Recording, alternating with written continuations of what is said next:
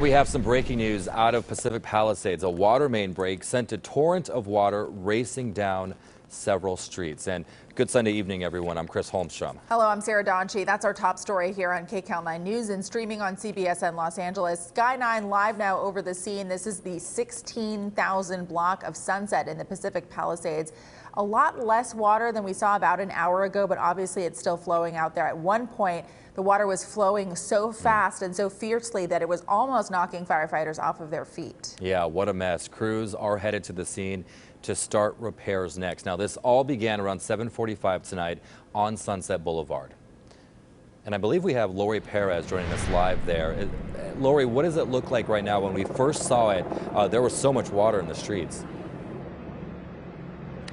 Well, again, not as much water as there was earlier, but wow, what a mess. This is, something that's going to take quite a while to clean up and for DWP to repair. So people who live in this area should be patient as that happens. Again, this happened, the water main break happened just before 8 p.m. The good news is no one has been hurt in this, and it seems DWP and firefighters now have a good handle on this, but they really had a lot to handle. And what a scene that even had lifeguards at one point suited up, swimming through a flooded underground garage. Here on the ground, we're about 25 yards, I would say, from the origin of the water main break. Behind me down there, where that water is bubbling, firefighters who were called here just before 8 say the water, when they got here, was spraying about 2 to 4 feet in the air, and it was flowing fast, all downhill, going everywhere it could. As I mentioned, it quickly filled the subterranean parking garage.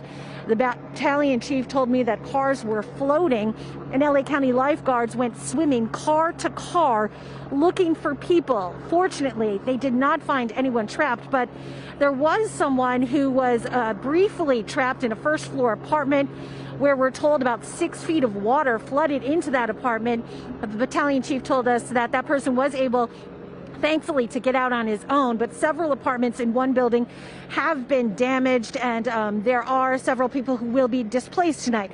Now, we're told very soon they will be shutting off the water for much of this area so they can get a closer look at what happened and how much damage there is to the street. There is, of course, always with this amount of water and this kind of water main break, there is a concern about sinkholes, but at this point, until the water shut off, they don't really know how much of a risk that's going to be and exactly how much damage there will be to the street. But again, we spoke with the battalion chief about 20 minutes ago, and he really described really just an outrageous scene and really a torrent of water.